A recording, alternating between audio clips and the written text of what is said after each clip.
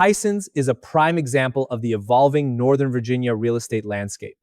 It is often associated with malls, office towers, and traffic. But today, it is increasingly recognized as a dynamic urban real estate market. Tysons brings together employment centers, retail, residential towers, hotels, restaurants, transit, and nearby suburban neighborhoods. Those pieces create several different markets inside one place, so understanding the area requires looking beyond the headlines.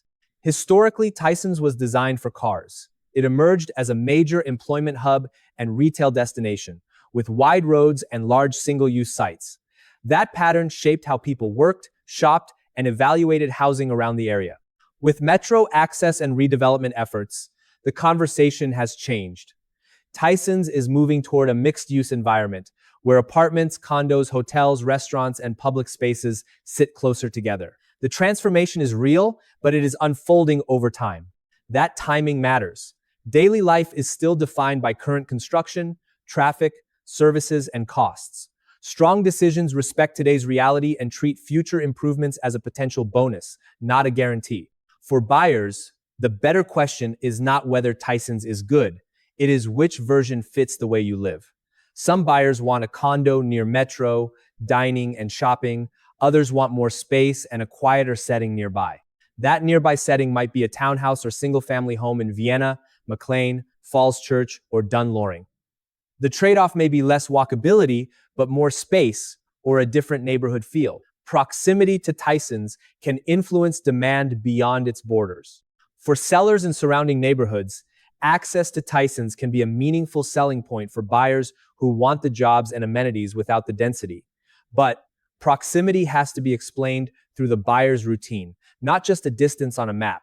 For investors, employment density and transit access can create opportunity.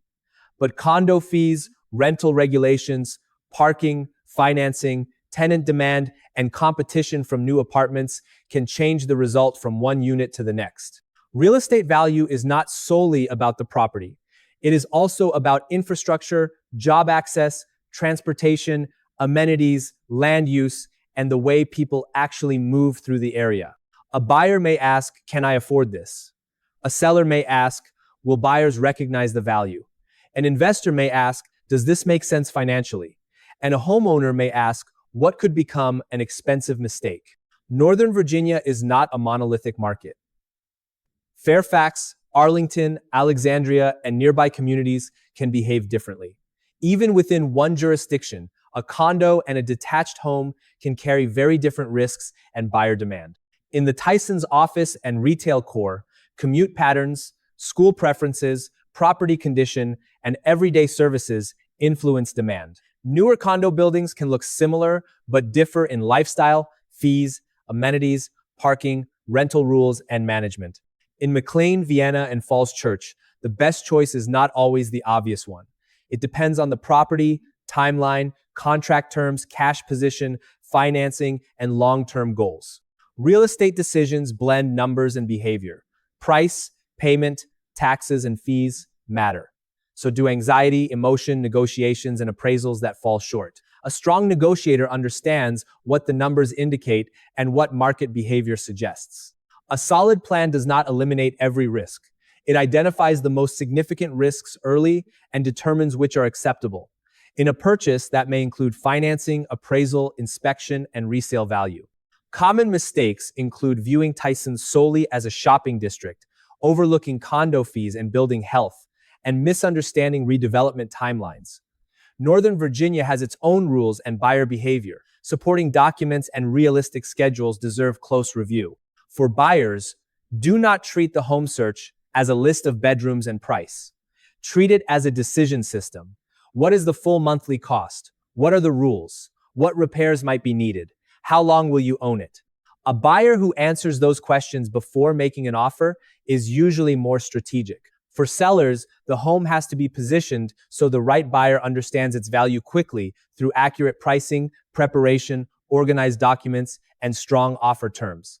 For an investor or homeowner thinking long-term, the test is whether the decision remains sound under conservative assumptions. What if repairs exceed expectations? What if rent is lower? What if the market takes longer to respond? Compare property types carefully. Study building reserves and fees. Evaluate commute patterns. Monitor mixed use and infrastructure plans. These 4 areas can put you ahead of people who decide from emotion or rough estimates. Someone seeking an urban experience may prioritize walking distance to metro, restaurants, and shopping.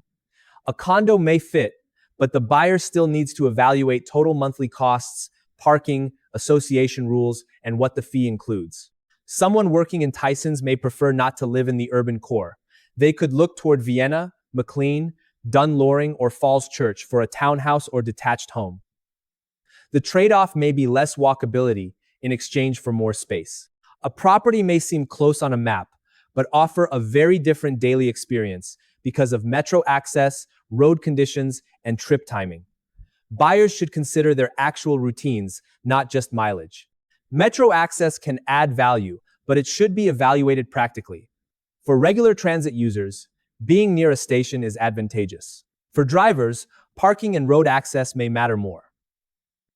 The key is understanding what will actually be used.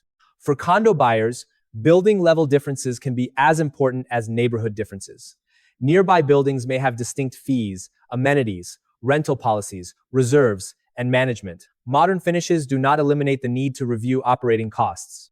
An older building may offer larger floor plans or a different price point, but maintenance history and future projects matter.